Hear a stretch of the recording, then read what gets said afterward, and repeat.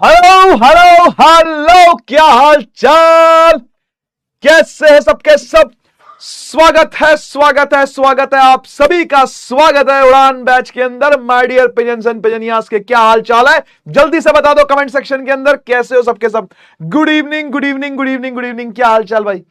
Good evening बच्चों, good evening मेरे प्यारे प्यारे बच्चों, कैसे हो यार, कैसे हो यार। मैं भी यार हमेशा मिस करता हूं यार।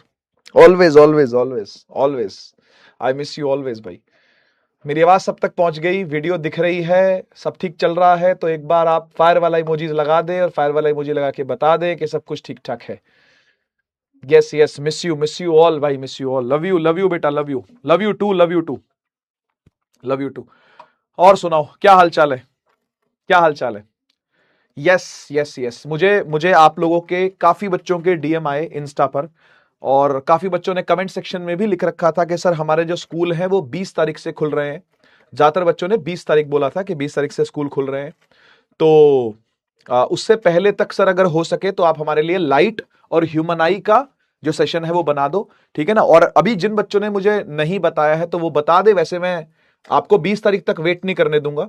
मैं आज 15 तारीख हो गई ना, 15 जून है ना आज। हाँ, तो आज 1-2 दिन के अंदर अंदर मैं आपको प्रैक्टिस सेशन दे दूंगा, ठीक है, जिसके अंदर हम लोग लाइट के और ह्यूमन आई के दोनों के सवालों को कर रहे होंगे और अच्छी सी न्यूमेरिकल प्रैक्टिस आप लोग की हो जाएगी। आप अपने एग्जाम के लिए एकदम रेडी हो जाओगे, ठीक है ना। तो वो एक्स्ट्रा डलेगा बेटा, एक्स्ट्रा डलेगा, ठीक है, डन। हाँ, मुझे पता है कि 20 से पहले पहले तक आपको पक्का मिल जाएगा। इवन आपको परसों तक मैं ट्राई करूंगा देने की, ठीक है ना। कल थोड़ा मेरे पास लोड ज्यादा है, कल थोड़ी सी मेहनत मुझे दबा के करनी पड़ेगी, ठीक है ना। तो मैं क्वेश्चन छांट करके 1-2 दिन के अंदर अंदर आपको दूंगा, और जैसे ही दूंगा मैं इन्फॉर्म कर दूंगा। अपने इंस्टा पर मैं डाल दूंगा, स्टोरी लगा दूंगा, टेलीग्राम पर भी डाल दूंगा, ठीक है ना। तो यार लेक्चर नंबर 5 है और मैं चाहूंगा कि आप सभी टेलीग्राम ज्वाइन कर लो। टेलीग्राम ज्वाइन करने का एक फायदा तो यही है कि भाई मैं रेगुलर अपडेट्स देता रहता हूं आप लोगों को। कोई भी चीज अगर होगी, कोई एक्स्ट्रा सेशन अगर होता है तो वो मैं टेलीग्राम के ऊपर डाल देता हूं। कुछ अपने यूट्यूब चैनल पर करता हूं तो वो भी टेलीग्राम के ऊपर डाल देता हूं। तो एक तरीके से हमारा और आपका जुड़ना रहेगा। बाकी इंस्टा पर तो बहुत सारे बच्चे मुझसे जुड़े ही हुए हैं, ठीक है, ठीक है, डन है। हाँ बेटा, घी बिल्कुल बिल्कुल, घी वाली बात एकदम सही है। तो आप लोगों ने घी जाकर के बताया कि सिड सर को कि भाई घी पी लेना चाहिए उनको। पी रहे हैं कि नहीं पी रहे हैं, वो एक बार उनसे पूछ लेना कि घी पी रहे हैं कि नहीं पी रहे। और घी पी रहे हो तो घी हजम भी हो रहा है कि नहीं हो रहा। कई बार घी हजम नहीं होता है बेटा, है ना। कोई घी पीता है तो चलता है पता कि टूटियां खुल गई हैं पीछे से। हाँ भाई, समझ रहे हो ना भाई। तो सबको घी हजम होता नहीं है, तो एक बार सेठ सर से पूछ लेना कि घी हजम हो रहा है कि नहीं हो रहा उनको, है, ठीक है। हाँ, मतलब देखो, घी पीना एक अलग चीज होती है, लेकिन उसको हजम करना एक अलग चीज होती है, ठीक है। तो ध्यान से, मतलब है ना, घी पिए ऐसे लेकिन ध्यान से पिए, ठीक है। एकदम ऐसे ये ना हो कि टॉटी खुल गई एकदम घी पीते ही, ठीक है, ये नहीं होना चाहिए, ठीक है।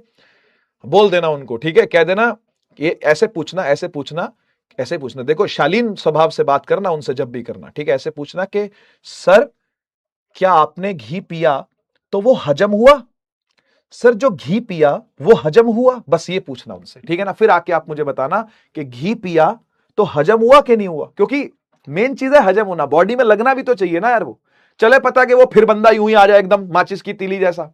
देखा ही आपने वो इंसान, ठीक है ना। वो ऐसा लगता है कि अभी अभी उसको माचिस की डब्बी में से निकाला है, ठीक है ना। और मेरे सामने अगर वो आ गया तो मैं तो आग लगाता हूं, आपको पता है। Roasted again. और रोस्ट करने के लिए बेटा आग तो चाहिए, ठीक है ना। तो आग हम उन्हीं से लेंगे, ठीक है। चलिए, बढ़िया है, बढ़िया, मजा आ गया, मजा आ गया। सुबह सुबह सुबह सुबह अगर रोस्ट करने को सिद्धार्थ सर मिल जाए ना तो मुझे और कुछ चाहिए ही नहीं। मतलब मेरा दिन बन जाता है यार, मेरा दिन बन जाता है। और अब तो मैंने शाम को रोस्ट किया तो सोचो मेरी रात भी बन गई है। ठीक है, मजा आ जाता है यार, ठीक है। तो क्लियर हो गया, आपको क्लियर हो गया, समझ में आ गया ना। चलिए ठीक है, एक काम करते हैं, सबसे पहले मैं आपको रिवीजन करवाता हूं कि लास्ट क्लास में क्या पढ़ा था, उससे पिछली क्लास में क्या पढ़ा था, यानी सारी क्लासेस में अब तक क्या पढ़ा है। 5 मिनट 10 मिनट रिवीजन देता हूं, उसके बाद हम लोग आगे बढ़ेंगे। आपने देखा कि इलेक्ट्रिसिटी चैप्टर ही थोड़ा सा ऐसा है कि भाई इसके अंदर रिवीजन रेगुलरली देना पड़ता है। इसके बिना काम चलता नहीं, क्योंकि पुरानी चीजें बच्चा भूलता चला जाता है, ठीक है ना। तो इसलिए regular revision is very very important in case of electricity specially, ठीक है ना, स्पेशली इलेक्ट्रिसिटी के लिए, ठीक है बेटा। कॉल वॉल रहने दो यार, ये मैं नहीं करता हूं, आपको पता है, और ना ही टाइम वेस्ट करना ठीक भी नहीं है आप लोग का, ठीक है ना। तो कॉल वॉल वगैरह सब रहने देते हैं, क्या पता उनकी कहीं क्लास व्लास भी चल रही हो यार, ठीक है ना। छोड़ो, सेठ सर को कभी और बुला लेंगे, ठीक है ना, टाइम मांग करके उनको बुला लूंगा कभी मैं, ठीक है, ऐसा कुछ प्लान कर लेंगे। चलिए बढ़िया है। तो यार जिन लोगों ने अभी तक भी ओजी ट्रायो के द्वारा लिखा गया कॉन्सेप्ट बैंक नहीं देखा है या लिया है और लेना चाह रहे हैं, तो अभी भी आप ले सकते हो। कुछ ना कुछ ऑफर चलता रहता है अमेजॉन, फ्लिपकार्ट या फिर पीडब्ल्यू स्टोर पर। मैंने, समृद्धि मैम ने और सुनील भैया ने मिल करके ये किताब को लिखा है, लिखते हुए भी 3 साल हो चुके हैं, तीसरी बार लगातार ये बुक आ रही है हमारी मार्केट में, ठीक है। और इसमें जो निचोड़ डाला गया है वो तो काफी सालों का है, मतलब 10-11 सालों से ज्यादा का है, ठीक है। कह रहे आरडीएक्स जनता दल, हाँ ठीक ठीक, बढ़िया बढ़िया। पहले रिविजन दे रहा हूं, तो एक बार मुझे थोड़ी देर के लिए चैट को बंद करना पड़ेगा, ठीक है। तो थोड़ी देर के लिए चैट बंद रखते हैं और बात को सुनते हैं, समझते हैं कि क्या कहा जा रहा है और रिवाइज करना है, ठीक है। रिवीजन करना very very important, very very important. Revision करना इज वेरी वेरी इंपॉर्टेंट। आइए रिवीजन करते हैं, ठीक है। ज्यादा नहीं, 5 मिनट लेता हूं कि आपने अब तक क्या क्या पढ़ लिया है, ठीक है। देखो यार, सबसे पहली चीज जो आपने पढ़ी थी, एकदम स्टार्टिंग से स्टार्ट करते हैं। सबसे पहली चीज जो आपने पढ़ी थी वो था चार्ज, ठीक है ना। और चार्ज होता है हर मटेरियल में, हर मैटर में, ठीक है, जिसकी वजह से क्या होता है, अट्रैक्शन या रिपल्शन होती है। यानी एक मटेरियल दूसरे मेटल को क्या करता है, अट्रैक्ट करता है या रिपेल करता है। चार्ज की एक प्रॉपर्टी थी जिसका नाम था क्वांटाइजेशन, जिसकी वजह से फॉर्मूला निकल करके आता है Q = NE।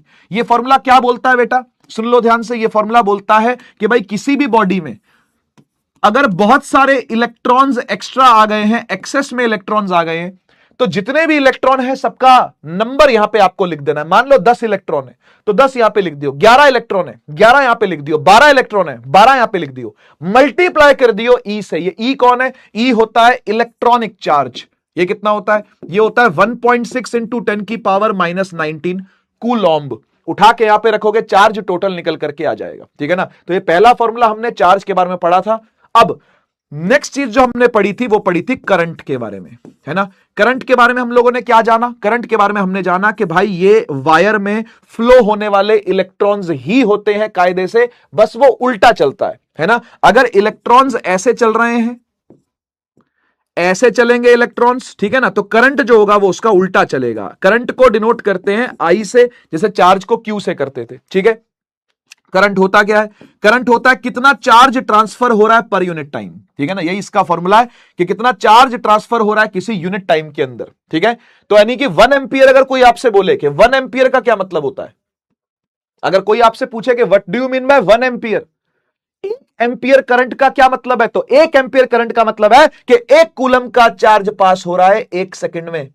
1 coulomb charge passed in 1 second, this is called 1 ampere, ठीक है ना। इसी को करंट बोलते हैं। अब तीसरी बात आती है कि भाई करंट अगर चल रहा है तो उसके चलने के पीछे कोई ना कोई रीजन तो होगा।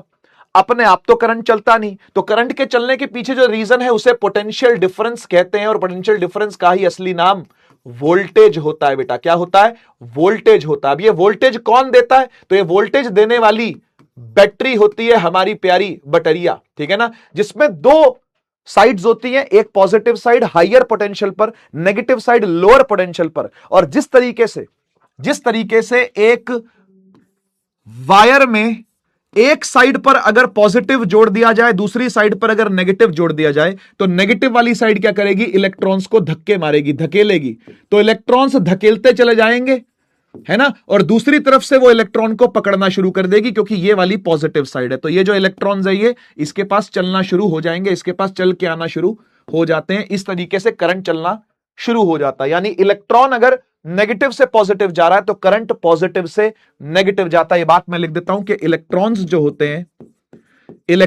होते हैं वो नेगेटिव टू पॉजिटिव जाते हैं बैटरी के साथ, ठीक है ना। और जो करंट होता है बेटा वो उल्टा माना जाता है। इसको बोला जाता है कि भाई तू पॉजिटिव से नेगेटिव की तरफ जाता है, यानी करंट ऐसे चलता है, प्लस से माइनस की तरफ करंट को चलाया जाता है। डन।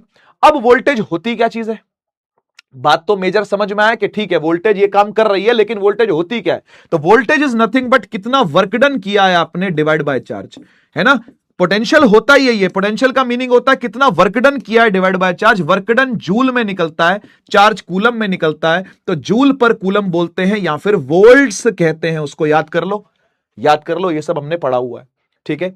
अब जब आपने करंट भी पढ़ लिया है, आपने वोल्टेज भी पढ़ लिया है, तो आप यह भी जानो कि करंट को नापने के लिए चाहिए होता है एम मीटर। जो डिवाइस है जो इसको मेजर करेगा, डिवाइस जो मेजर करेगा करंट को, उसे एम मीटर कहते हैं। क्या कहते हैं? M metre. ऐसा दिखता है, ऐसा ए है ना। इसके साथ हमने एक्सपेरिमेंट भी किया था। ऐसे ही वोल्टेज को नापने के लिए होता है डिवाइस जिसको बोलते हैं volt meter. Volt meter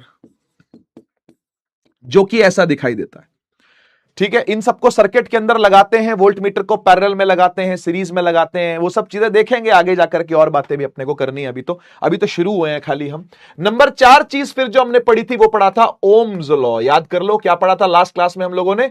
Ohm's law. ये ओम्स लॉ क्या होता है? ओम्स लॉ कहता है भाई जितनी ज्यादा वोल्टेज होगी, अरे बोलो, उतना ही ज्यादा करंट होगा या नहीं? हाँ बोल दो भाई फटाफट से। जितनी ज्यादा वोल्टेज होगी उतना ही ज्यादा क्या होगा? करंट होगा। तो वोल्टेज को हमने यहां लिखा, प्रोपोर्शनल करंट को हमने यहां लिखा। प्रोपोर्शनलिटी का साइन हटाएंगे, इक्वल टू लगाएंगे, तो साथ में कांस्टेंट भी मल्टीप्लाई करना पड़ेगा। फॉर्मूला बन जाएगा V is equal to I R. ये आर क्या चीज होती है? इसी के साथ आज का लेक्चर स्टार्ट होगा हमारा कि ये आर क्या होता है, ठीक है ना। हमने एक चीज और पढ़ी थी ओम्स लॉ के अंदर, जो कि था स्लोप ऑफ अ ग्राफ निकालना। स्लोप ऑफ VI ग्राफ, ये हमने निकालना सीखा था, है ना। हमने ऐसे देखा था, देखो कि अगर यहां पे वोल्टेज रखा हुआ है और यहां पे करंट रखा हुआ है, और ये ग्राफ ऐसे चढ़ता हुआ अगर आपको दिख रहा है इस तरीके से, अगर ये आपको ऐसा चढ़ता हुआ दिख रहा है, तो कोई भी स्लोप जो होता है, any slope is nothing but delta Y by delta X. ये स्लोप का फॉर्मूला है, मैथ्स वालों ने दिया है हमें ये मैथ्स वालों ने फॉर्मूला दिया है, delta Y by delta X. Delta Y का मतलब वाई पर रखी चीज जो कि वोल्टेज है, डिवाइड बाय एक्स पर रखी चीज जो कि करंट है। तो V by I is nothing but, देखो V डिवाइड बाय आई करूंगा अगर मैं यहां से, तो यहां पे R बच जाता है ना। तो V डिवाइड बाय आई करोगे तो क्या आ जाएगा? R आ जाएगा। यानी स्लोप कभी भी निकालोगे, याद रखना ये बात, स्लोप कभी भी निकालोगे बेटा VI ग्राफ का, वोल्टेज करंट ग्राफ का कभी भी स्लोप आएगा, you will find resistance, you will find resistance. ये सारी बातें हम लोगों ने पिछले लेक्चरों में देखी है, ठीक है। अब इसके आगे से चीजें कंटिन्यू करेंगे, लेकिन मैं पहले आपके सामने कुछ सवाल पेश करना चाहता हूं, खासकर इस स्लोप से जुड़े हुए, ठीक है। प्रीवियस ईयर क्वेश्चंस है सारे के सारे, दे ऑल आर PYQs, ठीक है। और PYQ भी ऐसे जो कि आपको मजा भी आएगा करने में, और कॉन्सेप्ट भी साथ के साथ क्लियर होता जाएगा। तो सबसे पहला सवाल आपकी कंप्यूटर स्क्रीन पर ये रहा, और फिर मैं चैट ऑन करूंगा और मैं आपसे पूछूंगा कि आंसर क्या है, ठीक है। देखते जाओ। ये है वोल्टेज भाई, और ये है करंट भाई, ठीक है।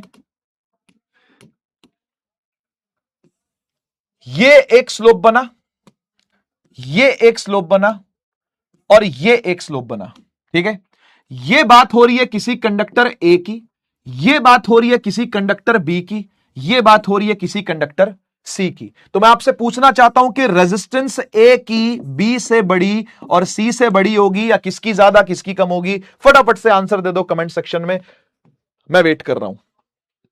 जल्दी से फटाफट।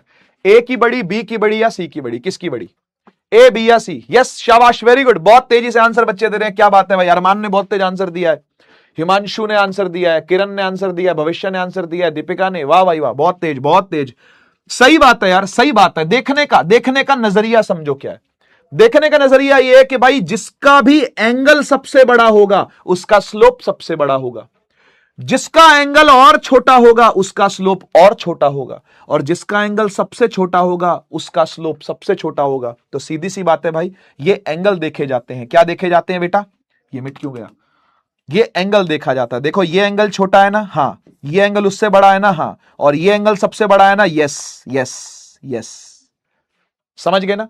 तो जिसका एंगल जितना बड़ा उसका स्लोप उतना बड़ा, ठीक है। तो मैं यहां पे लिख सकता हूं थीटा ए बड़ा है थीटा बी से, और थीटा बी बड़ा है थीटा सी से। थीटा समझते हो क्या होता है? एंगल को बोलते हैं थीटा, मैथ्स में पढ़ लोगे, कोई बात नहीं, टेंशन मत लो।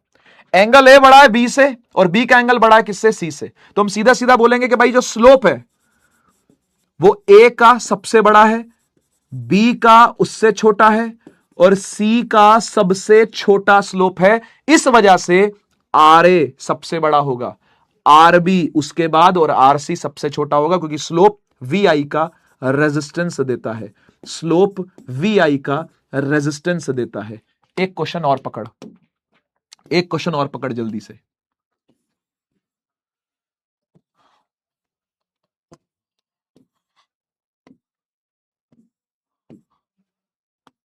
VI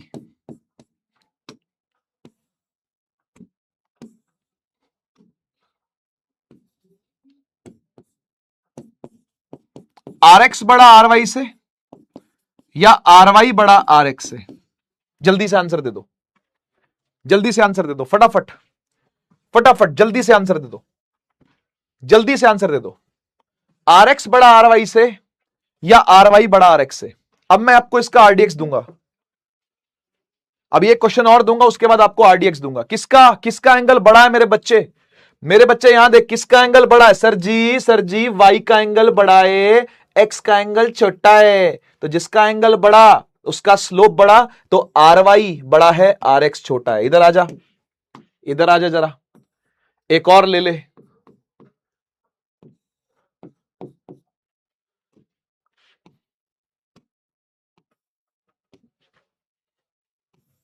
चल बेटा, ये है P, ये है Q, जल्दी से बता, RP RQ से बड़ा या RQ RP से बड़ा? कौन किससे बड़ा? कौन किससे बड़ा? कौन किससे बड़ा? P बड़ा कि Q बड़ा? P बड़ा कि Q? P बड़ा कि Q? P बड़ा कि Q? P बड़ा कि Q? P बड़ा कि Q?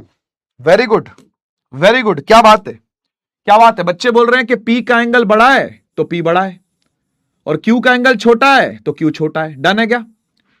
डन है क्या? एकदम डन है क्या?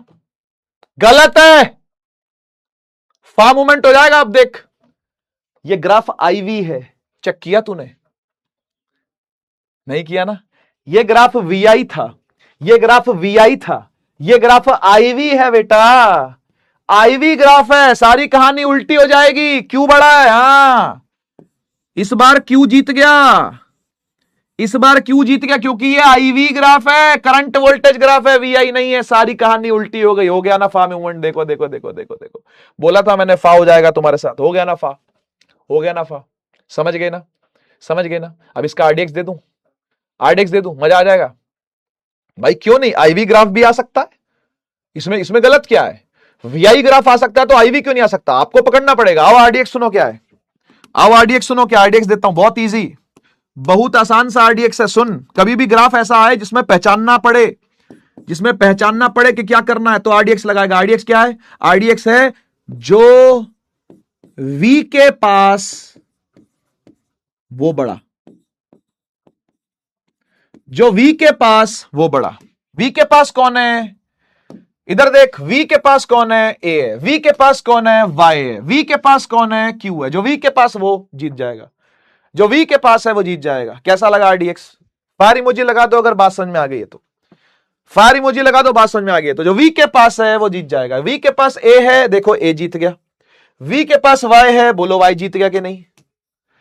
V के पास Q है, बोलो Q जीत गया कि नहीं? बहुत सिंपल, वेरी वेरी सिंपल। ठीक है, लगा सकते हो एनी टाइम। मजा आ गया? मजा आ गया? फायर इमोजी, मजा आ गया तो फायर इमोजी। ठीक है, जो V के पास है वो जीत जाएगा, जो V के पास है वो जीत जाएगा। डन, यही RDX है। जो V के पास वो बड़ा, जो V के पास वो बड़ा। खत्म खत्म खत्म। आगे बढ़ते हैं। चैट थोड़ी देर के लिए फिर बंद करता हूं, क्योंकि कॉन्सेप्ट सीखने की बारी आ गई है। ठीक है, जब भी कॉन्सेप्ट सीखेंगे, चैट को शांत करेंगे, डिस्ट्रैक्शंस को कंट्रोल में लेंगे, फुल स्क्रीन करके मेरी बात को सुनेंगे और समझेंगे। ठीक है, देखो अब जो हम पढ़ने जा रहे हैं, टॉपिक का नाम है रेजिस्टेंस।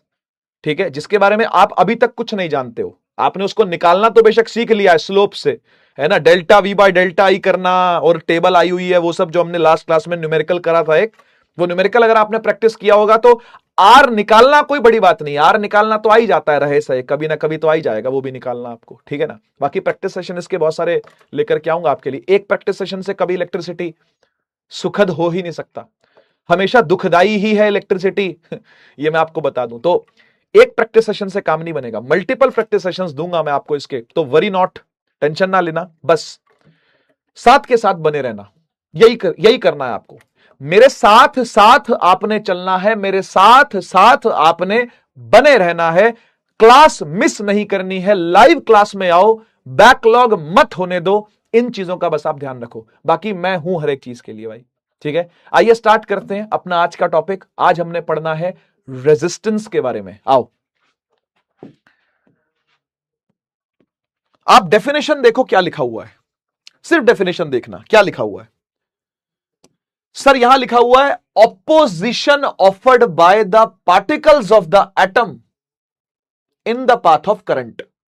सर हमें यह सुन के समझ में तो आ गया था कि यार कुछ तो गड़बड़ है, मतलब रेजिस्टेंस की बात हो रही है। यार आप मुझे बताओ, रेजिस्टेंस वर्ड क्या रेजिस्ट से नहीं आया होगा क्या? रेजिस्ट क्या होता है? रेजिस्ट का मतलब what do you mean by resist करना? अगर मैं किसी चीज को रेजिस्ट कर रहा हूं तो इसका मतलब क्या है? मैं रोक रहा हूं। रेजिस्ट करने का मतलब होता है रोकना, हां या ना? हां या ना? टू रेजिस्ट समथिंग का मतलब आप कुछ रोकना चाह रहे हो। If you are resisting something यानी कि आप कुछ बंद करना चाह रहे हो, कुछ रोकना चाह रहे हो आप। हां या ना बोलो। यही तो इंग्लिश मीनिंग है ना, यही तो डिक्शनरी मीनिंग है ना इसका। अब अगर मैं आपसे बोलूं कि रेजिस्टेंस नाम की एक चीज आ रही है, यार मैं बड़ी मेहनत कर रहा हूं, लेकिन कहीं ना कहीं से कोई ना कोई रेजिस्टेंस आ जाती है मेरी मेहनत में। इसका मतलब क्या है? इसका मतलब है कि आप एक ज्योतिषी के पास बैठ के अपना हाथ दिखा इसका मतलब यह है कि आप ये फेस कर रहे हो कि यार कोई ना कोई मुश्किलें मेरे सामने आ रही हैं, कोई ना कोई रुकावटें मेरे सामने आ रही हैं। तो करेक्ट वर्ड है रेजिस्टेंस की करेक्ट हिंदी क्या है? रुकावट। समझ गए? रेजिस्टेंस की करेक्ट मीनिंग क्या है? रुकावट। समझ गए ना?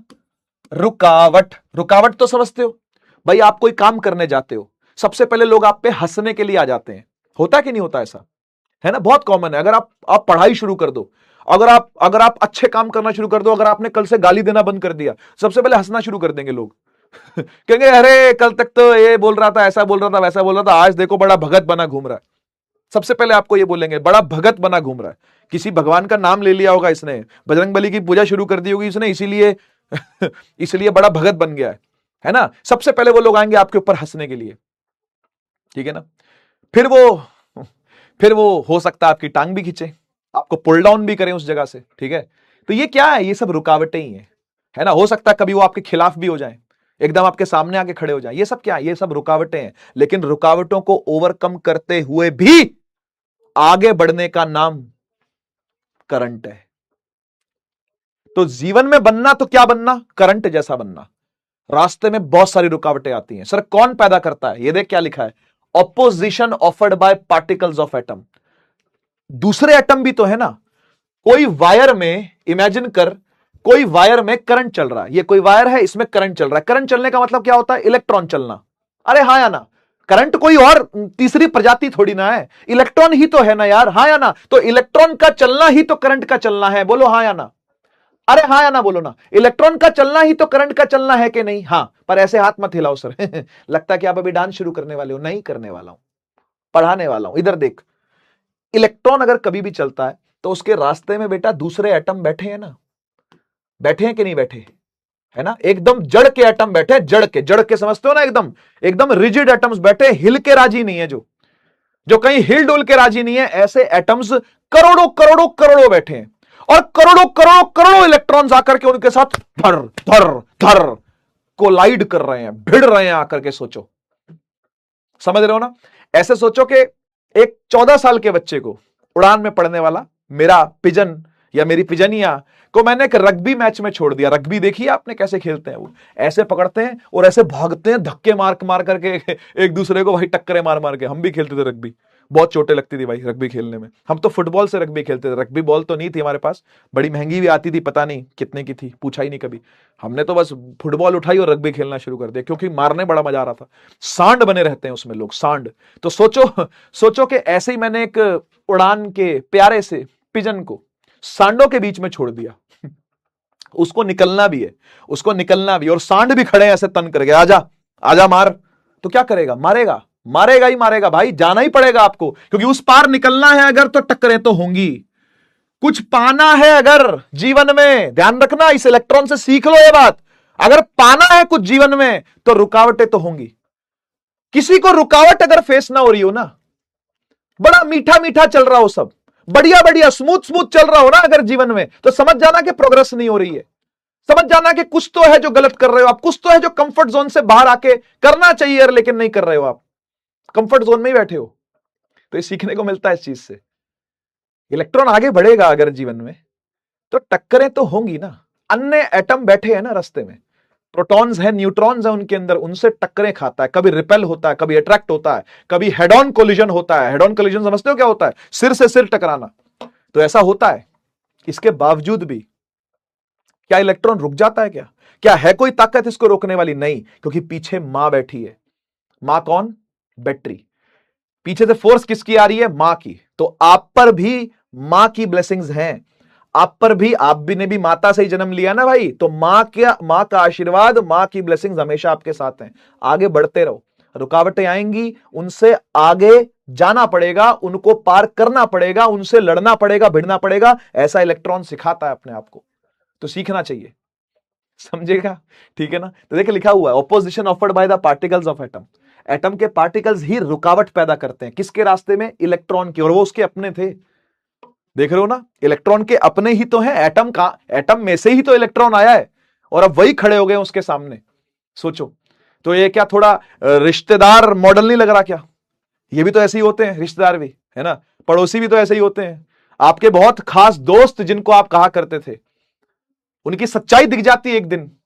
होता है कि नहीं होता? ऐसा होता है भाई, धोखा सबको मिलता है, ठीक है, और धोखे से इंसान सीखता है ना। कभी कोई उपदेशों से सीखा ही नहीं आज तक, कोई नहीं सीखा उपदेशों से, आज तक कोई नहीं सीखा भाई। सीखा जाता है ठोकर खाके, ठीक है ना। सीखा जाता ही ठोकर खाके। तो इलेक्ट्रॉन जब निकल रहा था, तो टकरा टकरा के कोलिजन्स हो रहे थे। क्या हो रहे थे बेटा? क्या बोलेंगे? कोलिजन्स हो रहे थे। और ये कोलिजन्स जब हो रहे हैं ना, तो बात को समझना, एनर्जी जो है इलेक्ट्रॉन के पास, जो काइनेटिक एनर्जी होगी ना, काइनेटिक एनर्जी समझते हो ना, 9th क्लास में पढ़ी थी ना। काइनेटिक एनर्जी कौन सी होती है? मोशन वाली एनर्जी। तो जो मोशन वाली एनर्जी है ना, वो सारी की सारी जाकर के हीट में कन्वर्ट हो जाती है। हीट में कन्वर्ट हो जाती है। तो काइनेटिक एनर्जी किस में कन्वर्ट होती है? हीट में। और आप एक भी ऐसा डिवाइस बता दो इस पूरी दुनिया में, एक भी ऐसा डिवाइस जो बिजली से चलता हो और गर्म ना होता हो। एक भी ऐसा कोई एक डिवाइस बता दो, कोई ऐसी तार दिखा दो जिसमें करंट बहता हो लेकिन वो गर्म ना होती हो। तुम बोलोगे एसी, मैं कहूंगा वाह, पीछे जाके खड़ा हो जा एक बार। बोलोगे फ्रिज के पीछे जाके खड़ा हो जा। ऐसा कोई डिवाइस नहीं है भाई। पंखा तक नहीं है। पंखा हवा देता है ना, पंखे के भी बीच में टच करो, मोटर गर्म होती है। समझ में आई ना बात? तो वो गर्मी कहां से आ रही है? वो हीट कहां से आ रही है? हीट आ रही है क्योंकि काइनेटिक एनर्जी इलेक्ट्रॉन्स की आकर के खत्म हो जा रही है। मतलब वो काइनेटिक एनर्जी जीरो हो गई, लेकिन वो सारी की सारी कन्वर्ट किस में हो गई? हीट एनर्जी में। तो kinetic energy converts into heat energy, और इसी से चीजों का वेयर एंड टियर भी चालू होता है। वेयर एंड टियर समझते हो भाई? कोई एक फोन लिया आपने, जब नया नया लिया था तब थोड़ी ना गर्म होता था, पर 2-3 साल निकल जाता तो बार बार गर्म होता रहता है। कोई ऐप खोल ली, गर्म हो गया, ठीक है ना, वीडियो चला ली 1-1.5 घंटा, गर्म हो गया, गाने सुन लिए, गर्म हो गया, गेम खेल ली, तो भाई साहब उसको बर्फ पे रखना पड़ जाता है। ऐसा होता है ना टाइम के साथ साथ। तो चीजों का वेयर एंड टियर होना शुरू हो जाता है जब इलेक्ट्रॉन आकर के बार बार रगड़ेगा, बार बार घिसेगा, तो धीरे धीरे चीजें जो है वो अपनी एजिंग होने लगती है, उम्र होने लगती है चीजों की। तो इसलिए चीजें जो है वो खराब हो जाती हैं। फ्यूज जो है वो फूक जाता है, सुना है आपने, है ना। ट्रांसफार्मर जल गया, ठीक है, पंखा फूक गया, पटाखा बोल गया पंखे में, बल्ब में पटाखा बोल गया, कभी वॉशिंग मशीन में पटाखा बोल जाता है। ये पटाखा बोलना क्या होता है? यही तो है। ये पटाखा बोलना क्या? यही तो है कि करंट चलेगा तो लड़ेगा, और लड़ेगा तो काइनेटिक एनर्जी को हीट में कन्वर्ट करेगा। इसी को रेजिस्टेंस कहते हैं। इसी ऑपोजिशन का नाम रेजिस्टेंस है। तो रेजिस्टेंस का मतलब होता है ऑपोजिशन। और वो कौन ऑफर कर रहा है? ये लोग। कैसे? कोलाइड करवा के। तो काइनेटिक एनर्जी इलेक्ट्रॉन की हीट में कन्वर्ट हो जा रही है, और हर वो चीज गर्म हो रही है जो करंट से चलती है। हर वो चीज गर्म होगी जो करंट से चलेगी। आया समझ में? अगर आ गया एक बार में समझ में, तो एक बार RDX फील जरूर लिख दो कमेंट सेक्शन में, फायर इमोजी जरूर लगा दो अगर मजा आ गया हो तो, ठीक है। कहानी आई समझ में? कहानी आई समझ में? कहानी आई समझ में? क्लियर हो गया ना? तो जब भी, यस बिल्कुल बिल्कुल, thank you thank you thank you. तो जब भी कभी इलेक्ट्रॉन चलेगा, जब भी कभी इलेक्ट्रॉन चलेगा तो टकराएगा, निश्चित है। टकराना उसका निश्चित है, और निश्चित रूप से जब टकराएगा तो गर्मी तो उत्पन्न होगी, गर्मी तो पैदा होगी। समझ गए ना? आर से डिनोट करते हैं बेटा रेजिस्टेंस को, इसको भी कैलकुलेट किया जाता है, और आर से डिनोट करते हैं इसको भी। पूरी बात कर लेता हूं, फिर आपसे और बातें करता हूं चैट में, ठीक है ना। अभी चैट बंद कर रहा हूं, ठीक है, अभी चैट बंद कर रहा हूं। मुझे बहुत सारे फायर इमोजी दिख गए, बहुत सारा RDXOP दिख गया। अभी शांत, अभी शांत, बात पूरी नहीं हुई है अभी, अभी शांत। रेजिस्टेंस को आर से डिनोट करते हैं, जैसे वोल्टेज को V से करते हैं, करंट को I से करते हैं, चार्ज को Q से करते हैं, वैसे ही रेजिस्टेंस को आर से डिनोट किया जाता है। और आपने इसको देख लिया, आपने इस आर को देख लिया ऑलरेडी यार, ये रहा ना V is equal to IR, यही तो है, इसी रेजिस्टेंस की तो बात हो रही है, ठीक है ना। अच्छा आगे सुनो, इसकी SI यूनिट होती है ओम। ये मैंने आपको बताया था लास्ट क्लास में, हमने जब निकाला भी था रेजिस्टेंस, तो मैंने आपको बताया था कि ओम होती है, और इस ओम को इस सिंबल से डिनोट करते हैं। इस सिंबल का नाम ओम नहीं है। कोई बच्चा बोलता है सिंबल का नाम ओम है, नहीं नहीं नहीं, ये सिंबल का नाम है ओमेगा, ठीक है, ये सिंबल है ओमेगा। ओमेगा नहीं बेटा, ओमेगा नहीं, ओमेगा, ठीक है ना। इसको हटा देता हूं, ओ मेगा नहीं बोलना, ओमेगा, ठीक है। इस सिंबल को कहते हैं ओमेगा। यूनिट क्या है? ओम। ओम क्यों आया? ऑब्वियसली ओम साहब के नाम से आया, ओम्स लॉ। ओम ने ही लॉ दिया था, तो उसके नाम पर ही इसका SI यूनिट रख दिया गया, ठीक है। अच्छा, अब बच्चा पता क्या सोचता है, मैं आपको बताता हूं। बच्चा यह सोचता है कि सर हमने फॉर्मूला पढ़ा था, ध्यान से सुनना, V is equal to IR, है ना। तो ये जो R है ना, R, इसका फॉर्मूला होगा, R का फॉर्मूला होगा V/I, है ना, है ना। यही लगता है आपको, यही लगता है आपको, है ना। और इसको निकाला भी था हमने वो ग्राफ वाले फॉर्मूले से, जो ग्राफ वाला वो था डेल्टा V/ΔI, उससे हमने इसको निकाला भी था, है ना। तो बच्चे को पता क्या लगता है? बच्चे को लगता है कि यही है फॉर्मूला, रेजिस्टेंस का यही फॉर्मूला है, R is equal to V/I। नहीं, R is equal to V/I formula नहीं है रेजिस्टेंस का, क्योंकि R तो असल में इस फॉर्मूले में कांस्टेंट है। अब ये सुन करके आधे से ज्यादा दिमाग की बत्ती जो होगी वो गुल हो गई होगी कि सर ये क्या बात कर रहे हो आप। तो अगर ये R कांस्टेंट है, अगर ये R कांस्टेंट है, तो क्या हम इसको R is equal to V/I नहीं लिख सकते क्या? अरे लिख सकते हो, निकाल भी सकते हो, पर आप ये समझो कि रेजिस्टेंस वोल्टेज पे डिपेंड करती है, रेजिस्टेंस करंट पे डिपेंड करती है, तो ऐसा नहीं है, ऐसा बिल्कुल नहीं है। आपको क्या लगता है रेजिस्टेंस क्या वोल्टेज पे डिपेंड करेगी? मतलब ऐसा सोचो कि आपके जीवन में कितनी रुकावटें आने वाली हैं, ये इस बात पे डिपेंड करेगा कि मम्मी कैसी है। कोई सेंस बनी इस बात की? कोई सेंस बनी क्या इस बात की? नहीं ना। अच्छा, रेजिस्टेंस करंट के इनवर्सली प्रोपोर्शनल आपको यहां से दिख रही है। अगर आप ये सोचो कि रेजिस्टेंस करंट पर डिपेंड कर रही है, तो इसका मतलब ये कि रुकावटें कितनी आएंगी आपके जीवन में, ये इस बात पर डिपेंड करेगा कि आप में कितना जज्बा है। ऐसा भी नहीं है भाई, जज्बा ना होते हुए भी रुकावटें आ सकती हैं, मुश्किलें आ सकती हैं जीवन में। आप कुछ भी नहीं कर रहे होगे तो भी बीमार पड़ जाओगे। तो इसका इससे कोई मतलब नहीं है, समझो। रेजिस्टेंस का वोल्टेज से कोई मतलब नहीं है, करंट से कोई मतलब नहीं है। ये R तो कांस्टेंट है इस फॉर्मूले का, यहां पर भी वो कांस्टेंट ही है, ठीक है ना। तो कोई बच्चा पता क्या बोलता है फिर, अब ध्यान से सुनना इस बात को, अब बबुआ ओपी याद आएंगे आपको, क्योंकि मैथ्स है यहां पे। अब यहां मैथ्स है, तो बबुआ ओपी का नाम लेकर के एक बार सुनना जरा इस बात को, एक बार हम सभी जपेंगे बबुआ ओपी। आओ, आप मुझे बताओ, अगर मैं वोल्टेज को डबल कर दूं तो क्या रेजिस्टेंस डबल हो जाएगी? आपको लगता है ऐसा कि वोल्टेज अगर दुगनी हो गई तो करंट तो रेजिस्टेंस भी दुगना हो जाएगा? लगता क्या ऐसा आपको? अगर आपको ऐसा लगता है तो मैथ्स तो आपकी ठीक है, मैथ्स तो आपकी ठीक है, लेकिन फिजिक्स में आप कच्चे रह गए, फिजिक्स में आप अभी कच्चे हो, ये मतलब है इसका। सर क्या समझे नहीं? सर समझे नहीं। बेटा एक बात बता, जब हमने ये चीज पढ़ ली, जब हमने ये चीज पढ़ ली कि वोल्टेज को दुगना करेंगे तो करंट भी दुगना हो जाएगा, तो फिर रेजिस्टेंस की बात कैसे आ गई? ये दुगने से दुगना कट गया ना, वही तो आ गया वापस से निकल करके।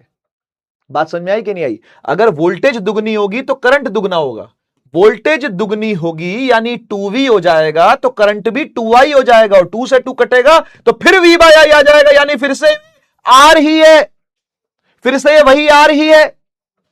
अच्छा सर वोल्टेज 3 गुना हो गई तो बेटा करंट भी 3 गुना हो जाएगा। अच्छा मतलब 3 से 3 कट जाएगा, फिर से V/I आ गया, जो कि R ही है, जो कि R ही है। तो क्या R चेंज हुआ क्या? बताओ ना यार। V और I था तो R R था, 2V और 2I हुआ तो भी R R ही है, इसका मतलब रेजिस्टेंस वोल्टेज करंट पे डिपेंड नहीं करती, ये कोई और चीज होगी जिस पे डिपेंड करती होगी, जिसके बारे में हमको नहीं पता।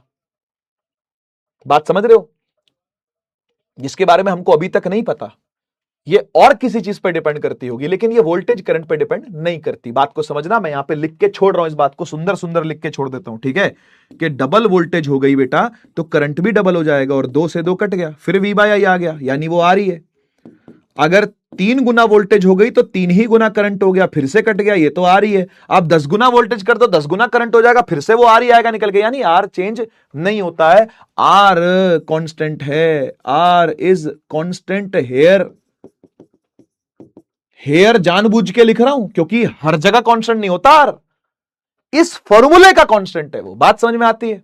इस फॉर्मूले का कांस्टेंट है वो, हर जगह कांस्टेंट नहीं है, यानी वो भी हो सकता है और चीजों पे डिपेंड करता हो, जिसके बारे में आपको अभी हमको नहीं पता, ठीक है? पर अब पता करते हैं। लिखा है it is dependent on resistivity itself. अब ये क्या होता है, और ये कौन सा फॉर्मूला आ गया? आर इज इक्वल टू, ये क्या है, ये क्या है? पी पी पी लिखा हुआ पी, ये एल है, ये ए है, ये क्या है? आओ बताता हूं। असल में रेजिस्टेंस को अफेक्ट करने वाले 4 फैक्टर्स हैं। फैक्टर्स अफेक्टिंग रेजिस्टेंस बोलते हैं इस टॉपिक को। क्या बोलते हैं? Factors affecting resistance. क्या मीनिंग है सर इस बात का? इसका मतलब है कि रेजिस्टेंस किन चीजों पे डिपेंड करती है, रेजिस्टेंस किन चीजों पे डिपेंड करती है। तो सबसे पहला इसमें आता है कंडक्टर की लेंथ। कंडक्टर की लेंथ, जीवन जितना लंबा होगा संघर्ष भी उतना लंबा होता है। सोचो, एक अच्छी जिंदगी चाहिए, एक बड़ी जिंदगी चाहिए तो संघर्ष भी बड़ा करना पड़ता है। ये सीखने को मिलता है हमको पहले वाले टॉपिक से। क्या बोल रहा है ये कह रहा है कि भाई जितनी लंबी तार लोगे आप, जितनी लंबी आपने तार ली है, उतना ही बेचारे इलेक्ट्रॉन के रास्ते में रुकावटें आएंगी और आती ही जाएंगी। क्या कहते हो, हां या ना?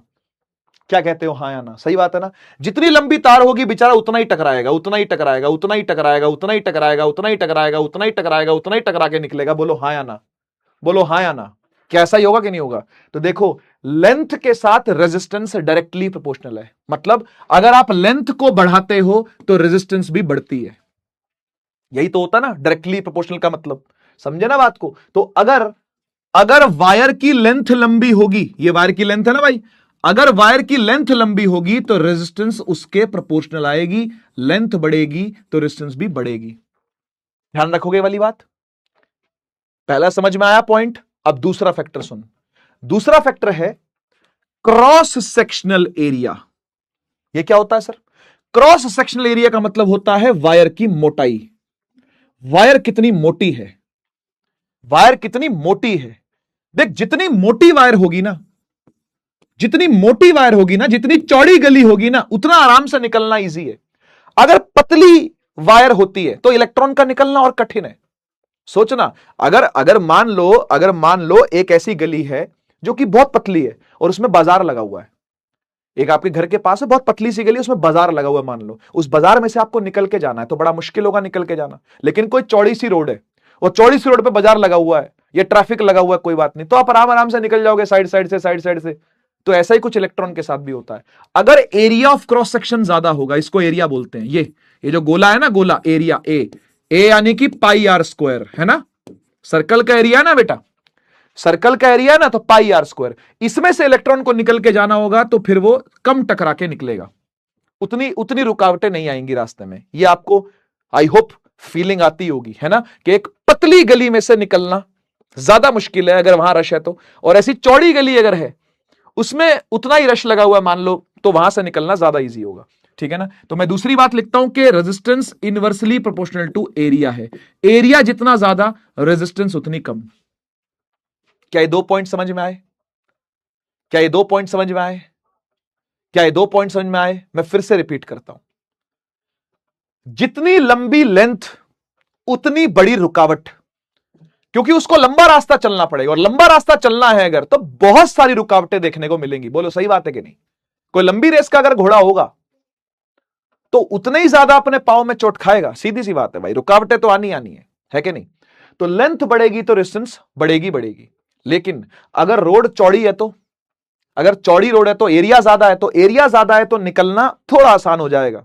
बात सही है ना? तो एरिया ज्यादा होने से रेजिस्टेंस क्या रहती है? कम रहती है। ठीक है, तो ये 2 पॉइंट हो गए। पहला वाला क्या था? Length of the conductor. दूसरा क्या है? Cross sectional area of the conductor, यानी मोटाई। पहली हो गई लंबाई। लेंथ का मतलब होता है वायर लंबी कितनी है, तो हिंदी में बोल दो उसको लंबाई। और क्रॉस सेक्शनल एरिया का मतलब होता है कि वायर मोटी कितनी है, तो प्यार से कह दो मोटाई। जितनी मोटी तार होगी, अब इसको ऐसे समझो, जितनी मोटी तार होगी उतनी कम रुकावट, और जितनी कम रुकावट उतना तेज करंट। सीधी बात, सीधी बात। जितनी मोटी तार होगी, जितनी तार मोटी होगी, जितना क्रॉस सेक्शनल एरिया बड़ा होगा, उतना ही आसान है इलेक्ट्रॉन का निकलना, तो उतनी ही रुकावटें कम है, और जितनी रुकावटें कम है उतना ही करंट ज्यादा होगा। सेम वोल्टेज पर करंट ज्यादा निकलेगा वहां पे। ये बात है। ठीक है, तो आई होप ये 2 पॉइंटर आपको समझ में आ गए होंगे। लेंथ और एरिया, लंबाई और मोटाई। लंबाई ज्यादा, रेजिस्टेंस ज्यादा। मोटाई ज्यादा, रेजिस्टेंस कम। लंबाई ज्यादा, रेजिस्टेंस ज्यादा। मोटाई ज्यादा, रेजिस्टेंस कम। लंबाई ज्यादा, रेजिस्टेंस ज्यादा। मोटाई ज्यादा, रेजिस्टेंस कम। बैठ गया दिमाग में? 2 पॉइंट बैठ गए दिमाग में। अब तीसरा सुन। तीसरे के लिए हम क्या करेंगे? देख, हमको पता है आर प्रोपोर्शनल एल बी है। मैं यहां लिख देता हूं, मैं इधर लिख देता हूं। हमको पता है कि आर प्रोपोर्शनल एल बी है, और हमको पता है कि R inversely proportional A B है। बात सही है ना? मतलब दोनों ही चीजें हैं। आर प्रोपोर्शनल एल बाय ए लिख सकता हूं क्या डायरेक्टली? सोचो और बताओ, क्या डायरेक्टली ऐसे लिख सकता हूं क्या? अगर ये इक्वेशन 1 है मेरी, ये इक्वेशन 2 है, क्या दोनों को क्लब करके लिखा जा सकता है ऐसे क्या? अब यहां से देखो, सीधी बात समझ में आती है अपना को कि भाई लेंथ बढ़ेगी, रेजिस्टेंस बढ़ेगी, पर एरिया बढ़ेगा तो रेजिस्टेंस घटेगी। अब दोनों फैक्टर इकट्ठे आ गए। अब दोनों फैक्टर मैंने एक साथ डाल दिए। कोई दिक्कत तो नहीं? नहीं, कोई दिक्कत नहीं। अब फॉर्मूला बनाने के लिए क्या करते हैं? फॉर्मूला बनाने के लिए हम लोग प्रोपोर्शनैलिटी के साइन को हटाते हैं, इक्वल टू लगाते हैं, साथ में कांस्टेंट को मल्टीप्लाई करते हैं, है ना? वो कांस्टेंट यहां पर पता कौन होता है? वो कांस्टेंट यहां पर होता है ये वाला सिंबल। सर ये कौन सा सिंबल है? इस सिंबल को कहते हैं बेटा रो, RHO, रो। RHO, रो। क्या बोलते हैं सिंबल को? रो। बाकी ऐसा कैसे आ जाएगा? L divide by A, L बटा ए। ये है आपका formula. R is equal to rho L by ए।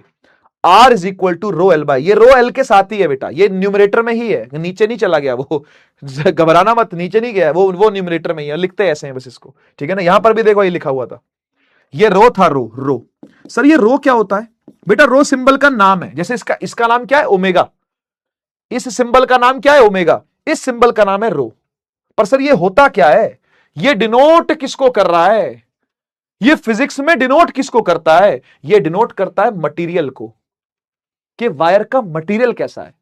आप खुद सोचो, एक कॉपर की तार है, इमेजिन करना, एक कॉपर की तार है, और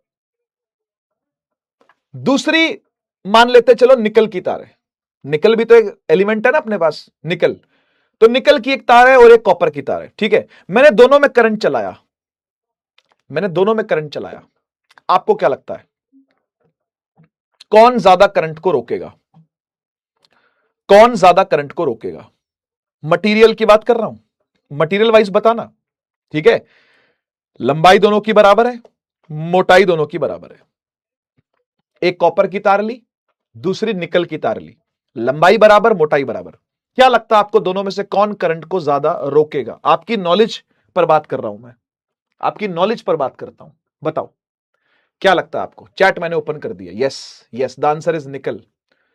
कॉपर तो बहुत अच्छा कंडक्टर है भाई। कॉपर की तो तारें घर में लगती हैं, निकल की लग रही होती। अगर निकल इतना ही अच्छा होता, अगर वायर को इतना ही अच्छा बना के रखता कि करंट उसमें से ना निकले, करंट को वो ज्यादा रोकता, है ना, तो फिर तो कॉपर लगता ही नहीं। बात समझ रहे हो ना? यस, द आंसर इज निकल। ठीक है, तो अब आप क्या बोलोगे? लंबाई दोनों की बराबर है, मोटाई दोनों की बराबर है, लेंथ बराबर है, क्रॉस सेक्शन, तो कुछ तो अलग है ना दोनों में? कुछ तो अलग है ना कि एक ज्यादा रोक रहा है, कम रोक रहा है। क्यों क्या लगता है आपको? क्यों निकल ज्यादा रोक रहा है? क्यों निकल ज्यादा रुकावटें उत्पन्न कर रहा है करंट के रास्ते में? क्यों कर रहा है बताओ, रीजन बताओ। लेंथ सेम है, लंबाई मोटाई दोनों की सेम है, इसके बावजूद भी निकल जो है वो ज्यादा परेशान कर रहा है करंट को।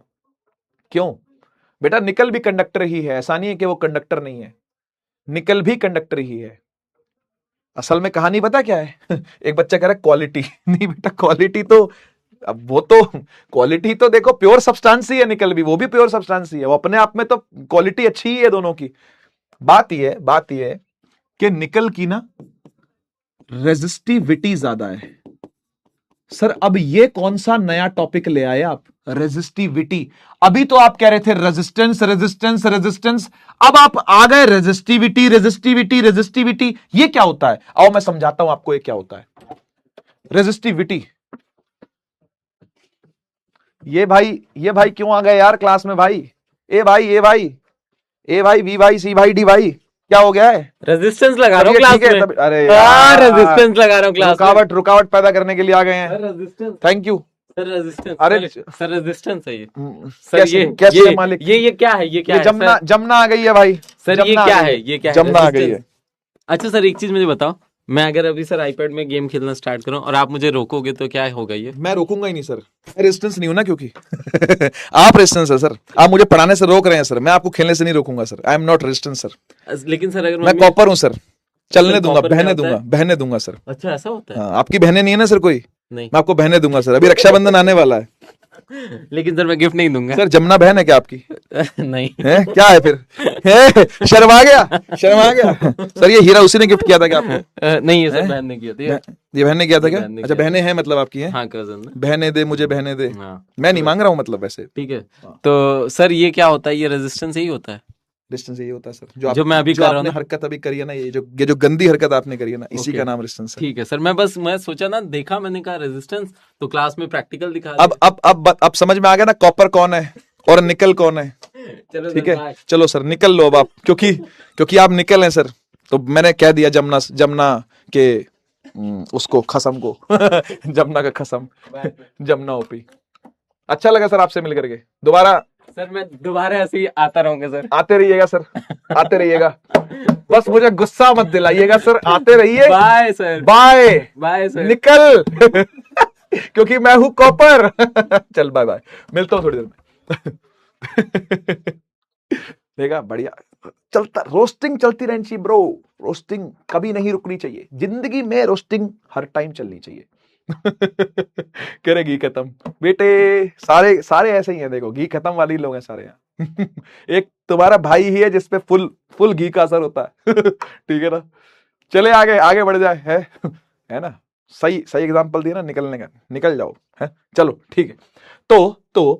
तो मैं आपको तो अंग्रेजी पढ़ा रहा था, मैं तो आपको इंग्लिश पढ़ा रहा था। मैं तो आपसे ये कह रहा था कि एक टर्म होती है जिसका नाम है रेजिस्टिविटी और एक टर्म होती है जिसका नाम है रेजिस्टेंस। चलो मुझे फटाफट से बताओ रेजिस्टेंस की हिंदी क्या होती है? हिंदी में बताना, हिंदी में बताओ रेजिस्टेंस की हिंदी क्या है? जल्दी, रेजिस्टेंस की हिंदी क्या है? जल्दी फटाफट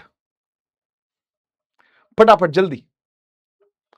रेजिस्टेंस की हिंदी, पढ़ाई अब पढ़ाई, वापस पढ़ाई, गए रुकावटें खत्म बेटा, मैं फटाफट से रुकावटें हटा देता हूं, ठीक है ना?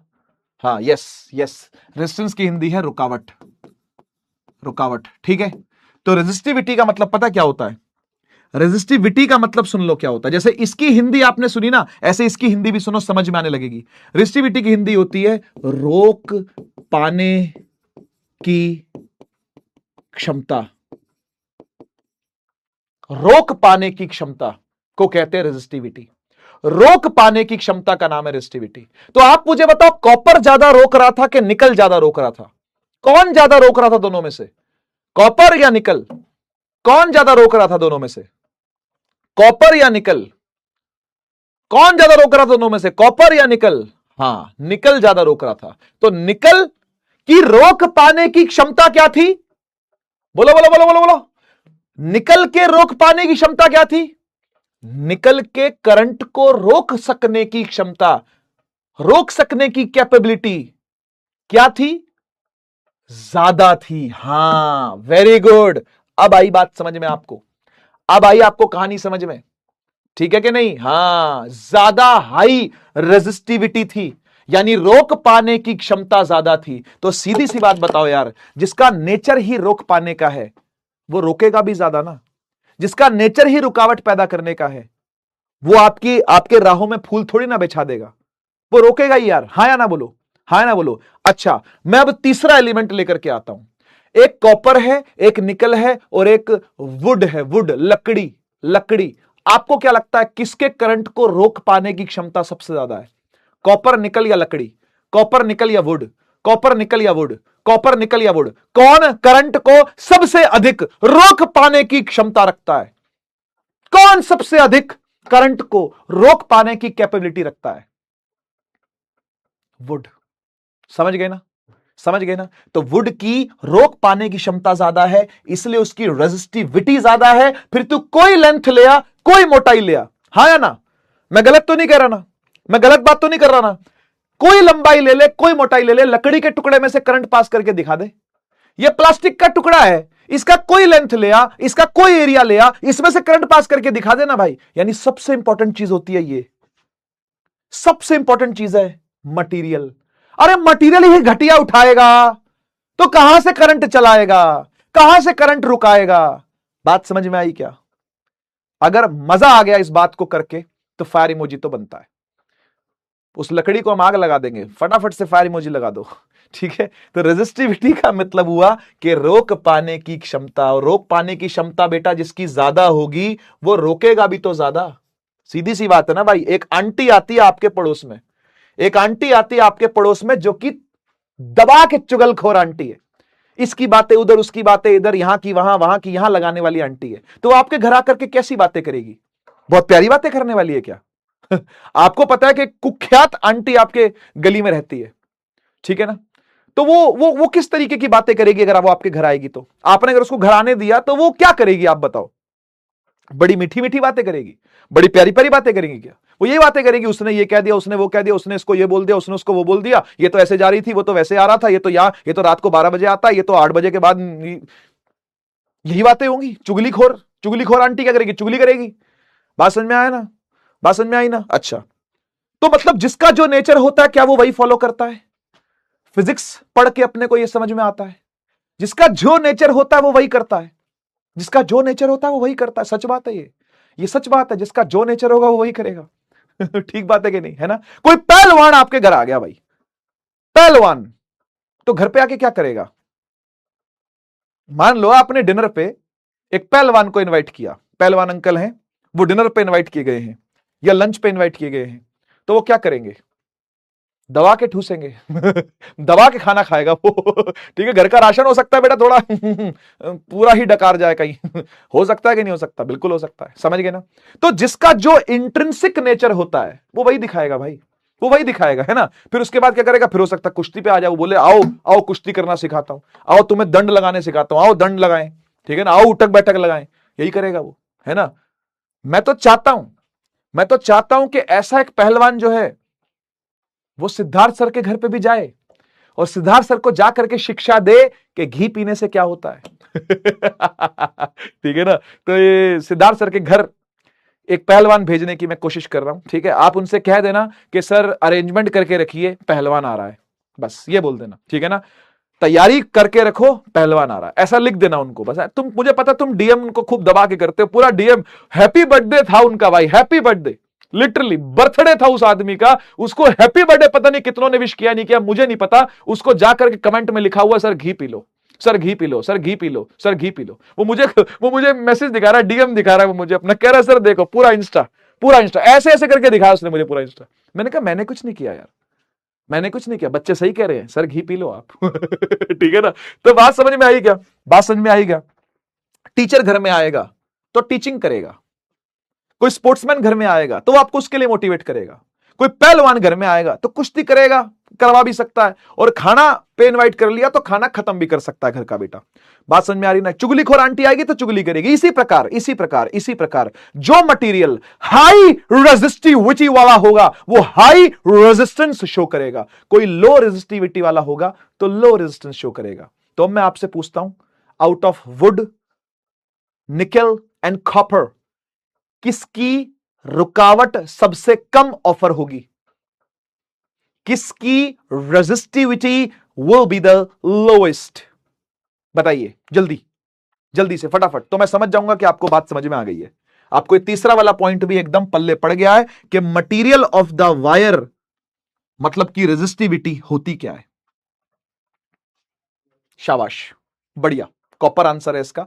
तीनों में से अगर हम कंपेयर करेंगे तो वुड की रेजिस्टिविटी सबसे हाई है, उससे कहीं कम निकल की है और सबसे कम कॉपर की होगी। डन है, डन है, बढ़िया बढ़िया बढ़िया बढ़िया, मिल गया मुझे आंसर, मिल गया मुझे सेटिस्फेक्शन, मिल गई मुझे रात की नींद, सच बता रहा हूं।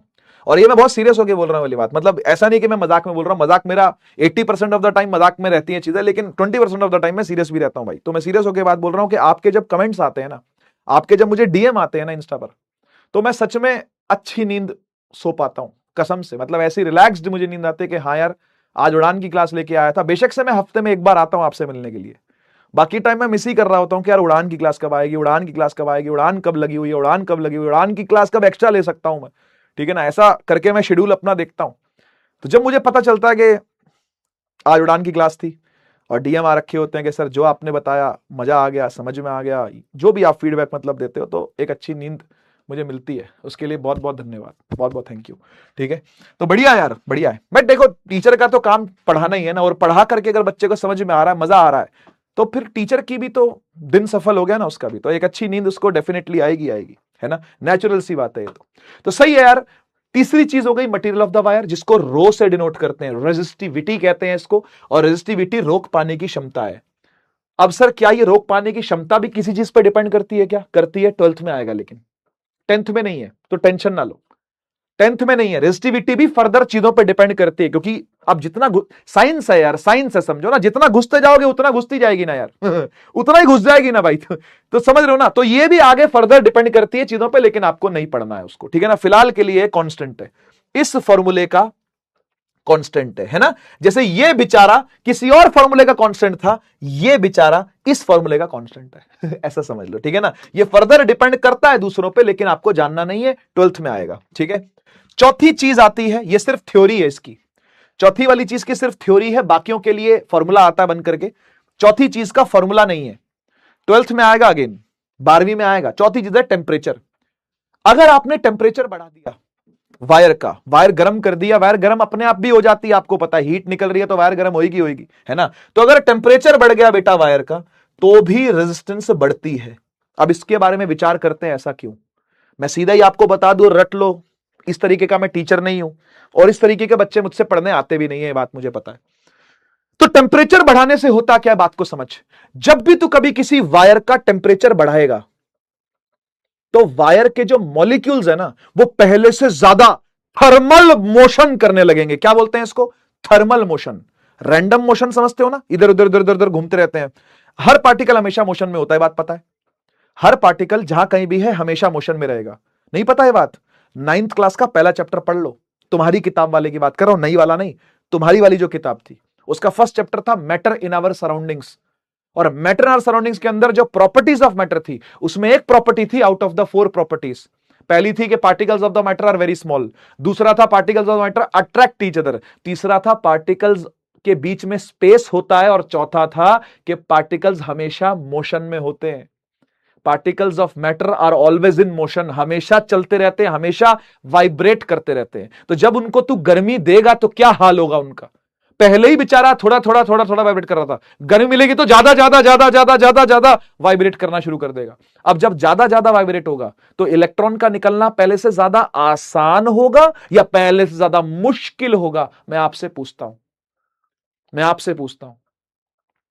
अगर एक ठंडी तार थी, एक ठंडी वायर है, जिसमें हल्का हल्का एटम्स जो है, पार्टिकल्स जो है, वो वाइब्रेट कर रहे हैं, तो इलेक्ट्रॉन का निकलना ठीक ठाक है। लेकिन अगर एकदम ज्यादा ज्यादा बड़े बड़े ऑसिलेशन पर ऑसिलेट करने लगे, वाइब्रेट करने लगे, तो इलेक्ट्रॉन का निकलना तो और टफ हो जाएगा, इलेक्ट्रॉन का निकलना तो भाई साहब और मुश्किल हो जाएगा। बात सही है कि नहीं? तो तापमान बढ़ाने से भी रेजिस्टेंस बढ़ती है। फॉर्मूले में इंक्लूड नहीं है, तो मारो गोली, ठीक है ना। फॉर्मूला बस इन तीनों चीजों को लेकर के बनता है, ठीक है। ये 12th में आएगा, जब आएगा तब देख लेना। फटाफट से रिवाइज करवा देता हूं सारी कहानी। इस पेज पर जो आपने पढ़ा, it is a very very important page. इस पे न्यूमेरिकल बनते हैं और अब मैं न्यूमेरिकल आपको करवाने वाला हूं, ठीक है। तो देखते हैं, सबसे पहले सुनो। पहला है लेंथ ऑफ द कंडक्टर। लंबाई जितनी ज्यादा होगी, जितना लंबा रास्ता होगा, उतनी रुकावटें ज्यादा देखने को मिलेंगी। सीधी सी बात है, रेजिस्टेंस ज्यादा होगी अगर लेंथ ज्यादा है तो, ठीक है। एरिया मोटा होगा, बड़ा एरिया, चौड़ी रोड है, निकलना इजी होगा, ऐसे ऐसे ऐसे ऐसे करके निकल जाएगा, तो आसान कहानी हो जाएगी। यानी एरिया के साथ इनवर्सली प्रोपोर्शनल का रिश्ता है, एरिया के साथ इनवर्सली प्रोपोर्शनल का रिश्ता है, ठीक है ना। डायरेक्टली प्रोपोर्शनल लेंथ के साथ और एरिया के साथ इनवर्सली प्रोपोर्शनल का रिश्ता है, ठीक है। दो बातें समझ में आ गई, डन। फॉर्मूले में लेकर क्या है उनको, प्रोपोर्शनलिटी का साइन हटाया, इक्वल टू लगाया, साथ में कांस्टेंट मल्टीप्लाई कर दिया। वो कांस्टेंट था तीसरा वाला, material of the wire. Material of the wire के ऊपर तो हमने लंबी चर्चा कर ली भाई, कि मटेरियल बहुत अलग अलग तरीके के होते हैं और सबकी रेजिस्टिविटी जो होगी वो अलग अलग होगी। कॉपर की सबसे कम होगी, उससे थोड़ी ज्यादा निकल की, उससे थोड़ी ज्यादा वुड की, उससे थोड़ी ज्यादा वो फिर आपको चीजें मिलती जाएंगी। रबड़ भी होगा, ग्लास भी होगा, सब कुछ होगा। एक टेबल दी हुई है एनसीईआरटी में, आप चाहो तो देख सकते हो। मैं यहां लाया नहीं हूं, आप चाहो तो देख सकते हो। एनसीईआरटी खोलो, इलेक्ट्रिसिटी चैप्टर खोलो, पीले रंग का डब्बा बना हुआ है, येलो कलर का बॉक्स है, उसमें सबकी रेजिस्टिविटी लिखी हुई है। तो आप वो वैल्यू देखोगे ना, आपको पता चलेगा कि सिल्वर की सबसे कम है, फिर कॉपर की है, फिर उससे ज्यादा अल्युमिनियम, ये वो मरकरी वर्करी करते करते करते पूरी लंबी चौड़ी लिस्ट है वो। तो लिस्ट याद नहीं करनी है आपको, टेंशन ना लेना, वो वैल्यूज आपको याद नहीं करनी है, बस वो वैल्यू एक बार नजर मार लेना। नजर मारना एक अच्छा काम रहेगा, वो जरूर कर लेना आप, ठीक है, डन है ना। और चौथी चीज होगी टेम्परेचर। टेम्परेचर ज्यादा अगर होगा तो भी रेजिस्टेंस ज्यादा होगी, क्योंकि मॉलिक्यूल तेज तेज वाइब्रेट करेंगे, तेज तेज वाइब्रेट करेंगे तो निकलना और कठिन हो जाएगा इलेक्ट्रॉन का। डन है, बढ़िया है।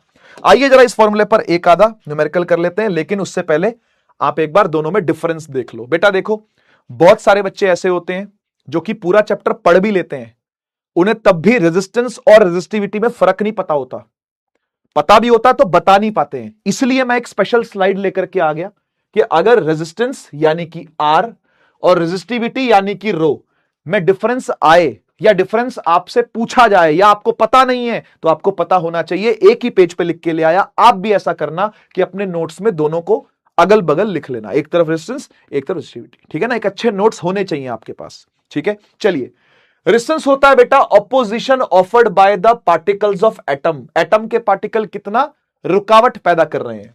ये देख क्या लिखा हुआ है, मटीरियल डिपेंडेंट प्रॉपर्टी। आया ना, रेजिस्टिविटी के साथ हमेशा मटेरियल जुड़ा हुआ मिलेगा आपको।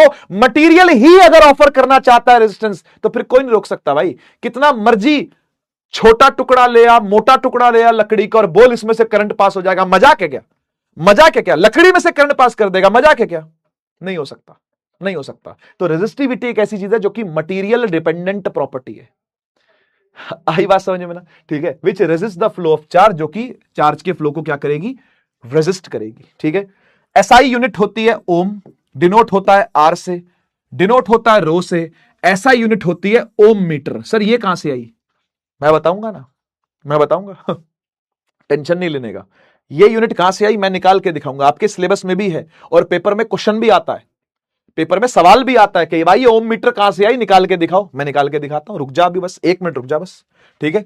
लिखा it is dependent on resistivity itself, also length, area, temperature, है ना। इसको पूरा कर लेना, ये अधूरा रह गया है शायद टाइप करने वाले भैया से, क्योंकि मैं तो उनको हाथ से लिख के भेजता हूं, फिर वो टाइप करते हैं उसको, ठीक है ना। तो ये टाइप करने वाले भैया से अधूरा छूट गया होगा, कोई बात नहीं। It is dependent on resistivity itself, मतलब मटेरियल, लेंथ, एरिया, टेम्परेचर, इन सब बातों पे डिपेंड करती है रेजिस्टेंस। लेकिन रेजिस्टिविटी मैं आपको बता दूं मटेरियल डिपेंडेंट होती है और साथ ही साथ टेम्परेचर डिपेंडेंट भी होती है। ये कहानी 12th में आएगी, अभी टेंशन ना लो, अभी के लिए आप बस लिख के भूल जाओ, ठीक है। दोनों टेम्परेचर पे अलग अलग डिपेंडेंसी दिखाते हैं, ये मैं आपको 12th की बात बता रहा हूं। टेम्परेचर के बढ़ाने से रेजिस्टेंस तो बढ़ती है, रेजिस्टिविटी अलग से बढ़ती है, ठीक है। तो अभी के लिए छोड़ दो, आपको इसकी डिपेंडेंस की इतनी बात करनी नहीं है, बस इतना समझो अलग अलग मटेरियल है तो अलग अलग रेजिस्टिविटी होगी ही होगी। ओ, टेबल आई हुई है भाई, टेबल आपके सामने है, देखो देखो देखो, मैं सोचा था शायद टेबल में नहीं लाया हूं, नहीं, लेकिन टेबल भैया ने खुद ही डाल दिया, मुझे ऐसा लग रहा है। मैंने कहा नहीं था उनको डालने के लिए, मैंने कहा बच्चों को खुद दे दूंगा रिसर्च करने के लिए, कि खुद किताब खोलेंगे, रिसर्च करेंगे, थोड़ा हाथ पैर खुद मारे बच्चे। भाई देखो, हम कब तक स्पून फीडिंग करेंगे भाई, आपको खुद भी जूझना पड़ेगा चीजों के साथ ना, थोड़ा सा खुद लगो, ठीक है। मैं तो ये चाहता हूं कि मेरा हर बच्चा खुद में कैपेबल हो, ठीक है ना। खैर, भैया ने डाल दिया तो मैं डिस्कस कर लेता हूं। देखो, सबसे ऊपर कंडक्टर्स रखे हुए हैं, उसके बाद अलॉयज रखे हुए हैं, उसके बाद इंसुलेटर रखे हुए हैं। आप वैल्यू देखो बस, सिल्वर आया हुआ है, सिल्वर की वैल्यू देखो 1.6 इंटू 10⁻⁻8 रेजिस्टिविटी लिखी है, देखा बेटा ऊपर, है ना। ओम मीटर में इसकी यूनिट है। ये यूनिट कहां से आई, मैं साइड में निकाल के दिखाता हूं अभी, ठीक है। कॉपर को देख, कॉपर थोड़ी सी ज्यादा है 1.62, तो सबसे बेस्ट कंडक्टर कौन हुआ, सिल्वर, है ना। सबसे कम रुकावट पैदा करने वाला कौन हुआ, सिल्वर, यानी वही बेस्ट कंडक्टर है, वही बेस्ट कंडक्टर हुआ। जो सबसे कम रुकावट दे रहा है वही सबसे बेस्ट है, ठीक है। फिर एल्युमिनियम देख लो, टंगस्टन देख लो, निकल भी आ गया, लो तुम्हारा भाई निकल 6.84, है ना। जमुना ओपी अभी आया था जमुना ओपी घुसा चला आया था, रुकावट कहीं का, निकल निकाल दिया ना, देखा। तो निकल क्या है 6.84 इंटू 10⁻⁻8। फिर आयरन है, क्रोमियम है, मरकरी है, मैंगनीज है, ये सारे मेटल्स ही हैं, आप सभी को जानते हो। उसके बाद अलॉयज आते हैं, एक होता है अलॉय कॉन्स्टेंटन, एक होता है मैंगनीन, एक होता है नाइक्रोम। इसमें से नाइक्रोम थोड़ा सा इंपॉर्टेंट है।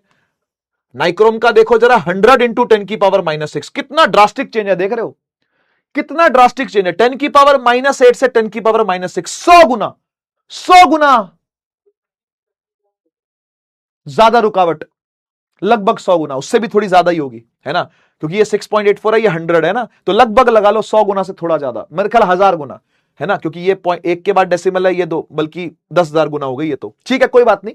आप समझ जाओ, मतलब ये रिसर्च का पार्ट है, ये आपके लिए रिसर्च का पार्ट है कि ये कितनी ज्यादा है, देखो इससे, है ना। और फिर आ गए नीचे इंसुलेटर, ग्लास आ गया, रबड़ आ गया, एबनाइट आ गया, डायमंड आ गया, पेपर आ गया, 10⁻12, 10⁻14, 10⁻16, 10⁻17, भाई साहब कहां 10⁻−8, वैल्यू देख रहे हो, कहां 10⁻−8, कहां 10⁻12 एक नेगेटिव में इतना कम, एक पॉजिटिव में इतना ज्यादा, वो भी 10 की पावरों में, देख रहे हो कितना फर्क है।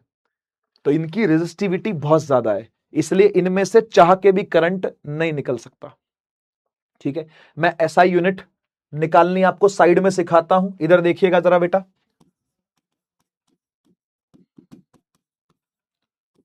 एसआई यूनिट ऑफ रो,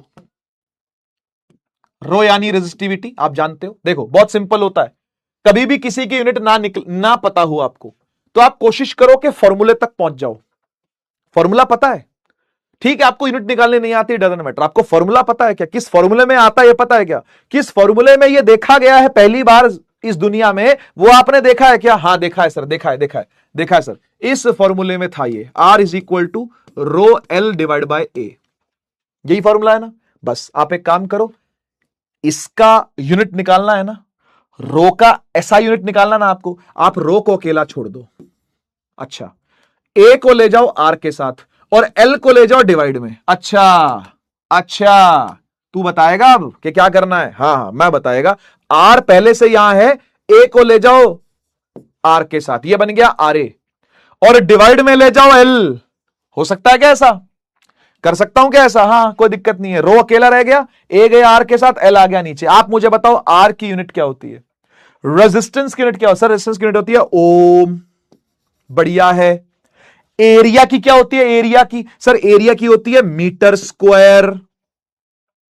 और लेंथ की, सर लेंथ की होती है मीटर, बहुत बढ़िया बेटा, मीटर से मीटर कट गया, रो यहां पे हाई, तो रो क्या बन गया बेटा, ओम भी है और साथ में मीटर भी है, ओम मीटर, या ऐसे लिखते हैं इसको ओम एम, ओम एम, ओम मीटर, और शॉर्ट में लिखते हैं ओम एम, ठीक है, ये इसकी यूनिट है, देखो यहां बनी हुई हुई है, ओम मीटर, ओम मीटर। डन हो गया, समझ में आ गया। आओ कुछ न्यूमेरिकल कर लेते हैं बेटा, जरूरी है वो भी करने, ठीक है ना। जितने भी क्वेश्चन क्लास में करवाता हूं, कहीं ना कहीं सबके सब प्रीवियस ईयर क्वेश्चंस में आए ही आए हुए हैं, चाहे मैं यहां पे ईयर लिख के लाऊं या ना लाऊं, डजंट मैटर। ये कुछ मैटर नहीं करता है, कुछ केयर नहीं करता इस चीज की कि भाई ईयर लिखा है कि नहीं लिखा, ये सब के सब प्रीवियस ईयर बोर्ड के सवाल होते ही होते हैं। और एनसीईआरटी का डिस्कशन मैं आपसे अलग से करता हूं एक लेक्चर ला करके, वो आपको पता है मेरा पढ़ाने का स्टाइल क्या है, ठीक है। आइए वाला सवाल करते हैं पहले, उसके बाद समझते हैं कि क्या करना है। देखो कह रहा है a wire of length L and resistance R is stretched so that its length doubles and area of cross section is halved.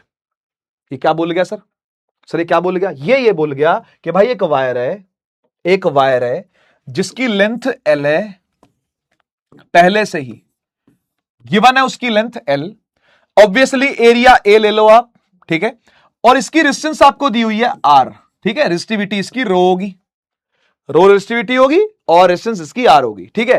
कह रहा है इसको ना खींच के लंबा कर दिया, लिखा हुआ देख स्ट्रेच्ड, ये वर्ड देख रहे हो, स्ट्रेच्ड, ये बड़ा इंपॉर्टेंट वर्ड है। ये कह रहा है भाई इसको खींच के लंबा कर दिया। मैं भी एक काम करता हूं, इसको खींच के लंबा कर देता हूं। इधर देखो एक कॉपी बनाई मैंने इसकी और मैं इसको भी खींच के लंबा करता हूं, ठीक है ना।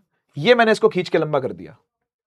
आप ये देखो मैंने जब इसको खींच के लंबा कर दिया तो कायदा कहता है कि सर लंबाई तो इसकी दुगनी हो गई है, एल इसका बन गया 2L और एरिया जो पहले ए था, ये था ना क्रॉस सेक्शनल एरिया ए, वो एरिया अब छोटा हो जाएगा, एरिया हो जाएगा आधा, हाफ। देख रहे हो लंबाई हो गई दुगनी और एरिया हो गया आधा, लंबाई हो गई दुगनी और एरिया हो गया आधा। आपको ध्यान रखना है, ये ध्यान रखना आपको, ये अगर लंबाई होगी दुगनी तो एरिया होगा आधा। अब मैं आपसे पूछता हूं अगर लंबाई होगी तिगुनी तो एरिया क्या होगा? Chat on. अगर लंबाई को 3 गुना कर दूं तो एरिया क्या होगा?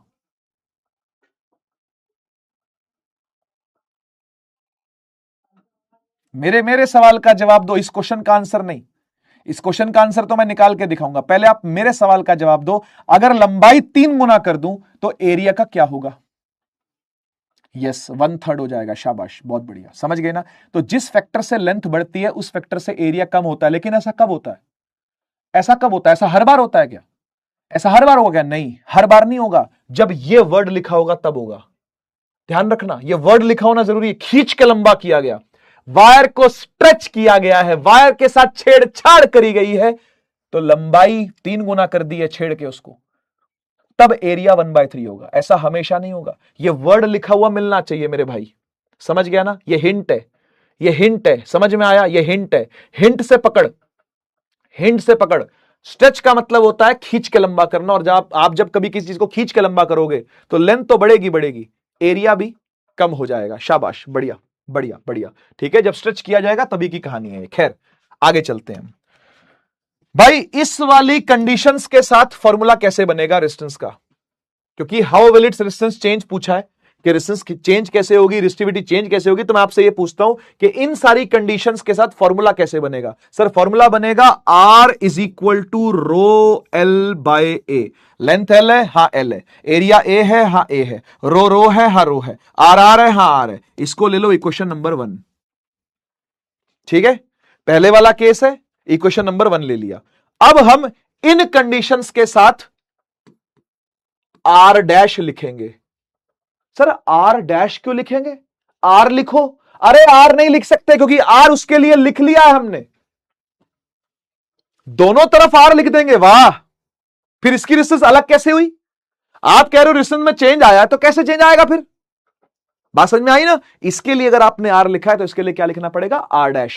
कुछ अलग आर लेना पड़ेगा आपको, या तो उसका R1 ले लो, इसका R2 ले लो। स्कूल में मैडम ऐसी करेगी, स्कूल में जब मैडम ये क्वेश्चन करवाएगी आपको ऐसी करेगी, इसको R1 ले लेगी, इसको R2, ये भी एक ही बात है, ठीक है। तो हमने क्या निकालना है? इसकी नई रेजिस्टेंस निकालनी है, और नई रेजिस्टेंस निकालने के लिए इसको R डैश लिखना पड़ेगा। अच्छा, अब मैं तुझसे एक बड़ा बुनियादी सवाल पूछता हूं। बुनियादी मतलब होता है फाउंडेशनल क्वेश्चन, बेसिक क्वेश्चन। एक बेसिक लेवल पर बात कर और मुझे बता, अगर मैं एक वायर को खींच के ऐसा कर दूं तो क्या रेजिस्टिविटी जो कि मटेरियल डिपेंडेंट होती है, क्या वो चेंज होनी चाहिए क्या? मैं चैट सेक्शन ऑन कर रहा हूं, मुझे आंसर देना। मैं चैट सेक्शन ऑन कर रहा हूं, मुझे आंसर देना। क्या रेजिस्टिविटी जो मटेरियल डिपेंडेंट होती है वो वायर को खींच देने से चेंज हो जानी चाहिए क्या? नो चेंज, नहीं चेंज हो सकती बेटा। अगर ऐसे ही चेंज होते ना मटेरियल, तो हमें काम करते कि चांदी की तारें खरीदते और खींच खींच के सोना बना देते, कॉपर की तारें खरीदते और खींच खींच के सिल्वर बना देते। ऐसा होता है क्या? ऐसा होता है क्या? चांदी खींच के सोना बन जाती है क्या? सोना खींच के कॉपर बन गया? चांदी खींचोगे चांदी ही रहेगा, सोना खींचोगे सोना ही रहेगा, कॉपर खींच के कॉपर ही रहेगा। शाबाश, बढ़िया बढ़िया, कोई चेंज नहीं होता। गुड है यार, गुड है, बढ़िया बढ़िया मेरे भाई, बढ़िया बढ़िया, गुड है।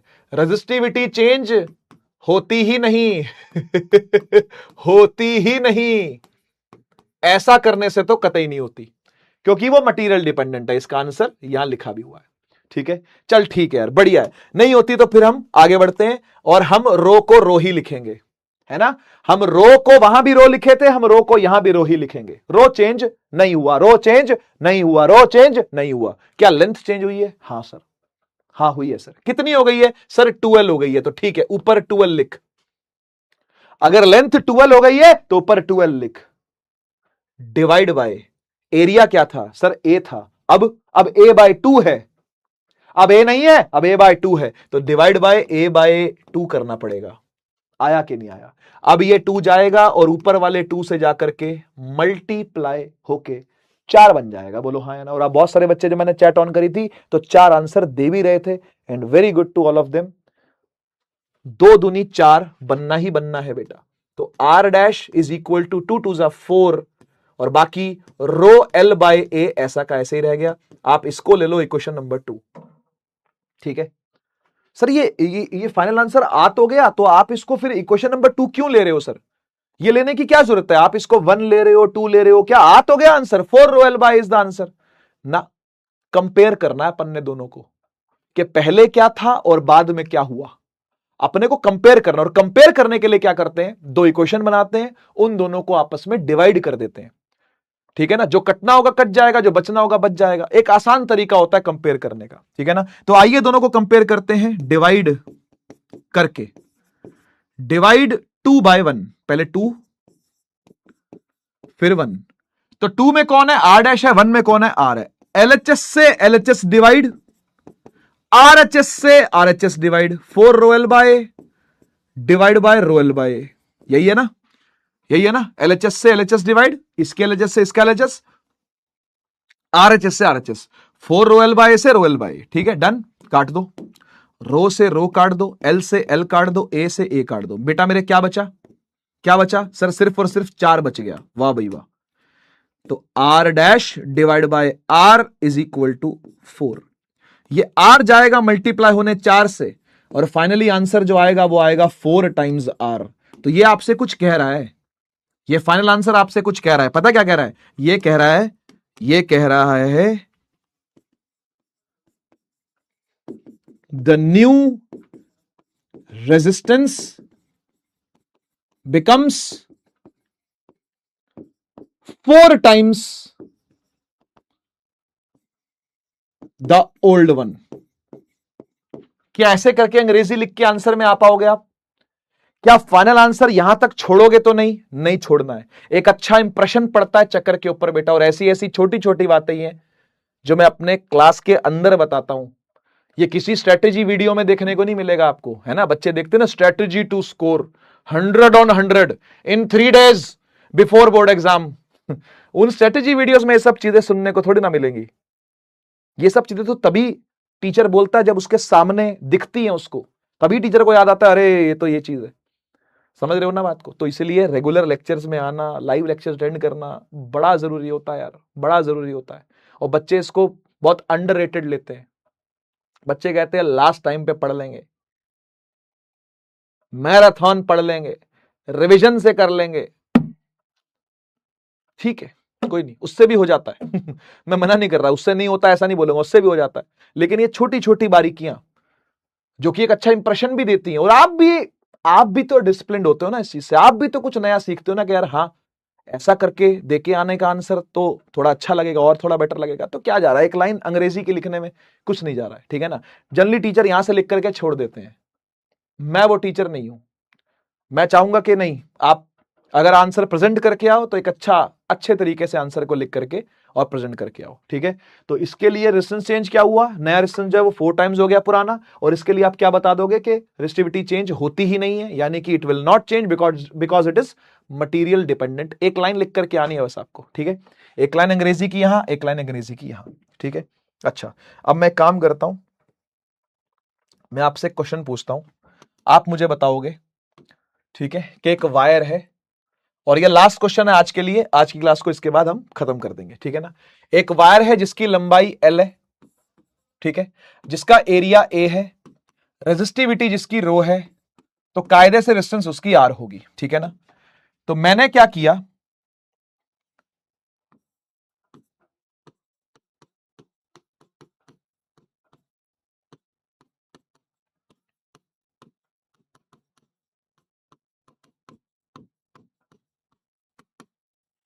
तो आप बताइए कि फाइनली क्या होगा। क्वेश्चन आपके सामने लिखा हुआ है, मैं चाहता हूं कि हर एक बच्चा ट्राई करे और हर एक बच्चा आंसर करे।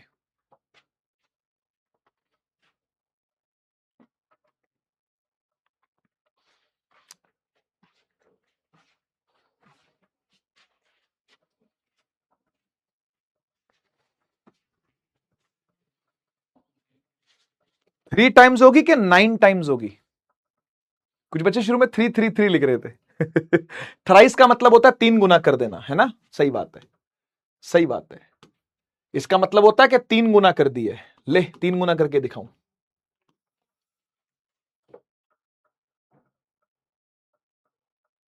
ये हो गई 3 गुना, है ना। तो लेंथ हो गई, लेंथ हो गई 3L। तो मेरे बच्चे एरिया भी तो होगा, क्योंकि स्ट्रेच करा गया ना, वर्ड यहां लिखा है stretched, stretched to thrice its length. तो आपको अपने आप ये बात सोचनी है कि अगर लेंथ 3 गुना हुई है तो एरिया 3 से डिवाइड होगा ही होगा, लिखा हो या ना लिखा हो डजंट मैटर, लिखा हो, यहां तो लिखा हुआ था ना, पिछले वाले क्वेश्चन में तो लिखा हुआ था, पिछले वाले क्वेश्चन में तो भाई ने लिख दिया था आपके लिए, क्योंकि भाई चाहता है कि आप करो, ठीक है ना। तो यहां तो लिख दिया था कि एरिया ऑफ क्रॉस सेक्शन भी हाफ हुआ है, लेकिन ये आपको खुद पकड़ना है, ये आपको बात खुद पकड़नी है मेरे बच्चे, ठीक है, ये बात आपको खुद पकड़नी है। आर रो एल बाय से फॉर्मूला जो बनता है वो बनता है ये वाला, इक्वेशन 1 बनती है इससे, और दूसरे वाले के लिए आप क्या करते हो, आर डैश ले लेते हो, है ना। रो तो रो ही रहेगा, खींचने से कोई मटेरियल चेंज थोड़ी ना होता है। लेंथ हो जाएगी 3L और एरिया हो जाएगा A/3, ये 3 जाएगा और 3 से होगा गुणा, माने के मल्टीप्लाई, ठीक है। तो 3 तिया 9 हो गया, 9 रो एल बाय ए, ठीक है, 9 times rho L by A, this is equation number 2। तो आपने डिवाइड कर देना दोनों को, डिवाइड 2/1, आर डैश अपॉन में R is equal to 9 rho L by A divide by rho L by A, rho L by A से rho L by A cut गया, 9 बच गया, आर डैश बाय आर 9 है, तो R dash क्या आएगा, 9 times are आएगा।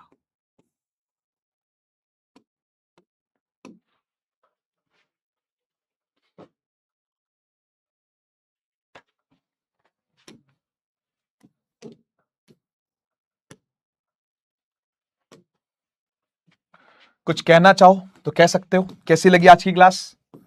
सोने से पहले नोट्स जरूर बनाने हैं और रिकॉल करना नहीं छोड़ना, रिकॉलिंग चालू रखनी है आपको सोने से पहले, ठीक है। जो जो बताया, जो जो कराया वो सब होना चाहिए, ठीक है। मजा आ गया, RDX OP हो गया है। चलिए धन्यवाद, बहुत बहुत धन्यवाद। आज मेरा गला पूरे तरीके से बैंड बजा चुका है अपनी, क्योंकि मैं लगभग 12 बजे से आज काम पे लगा हुआ हूँ और लगातार पढ़ा रहा हूँ, लगातार कुछ ना कुछ चल रहा है। तो अब मुझसे गाना नहीं सुनेगा कोई भी, ठीक है ना, कोई गाने के लिए नहीं बोलेगा, ठीक है।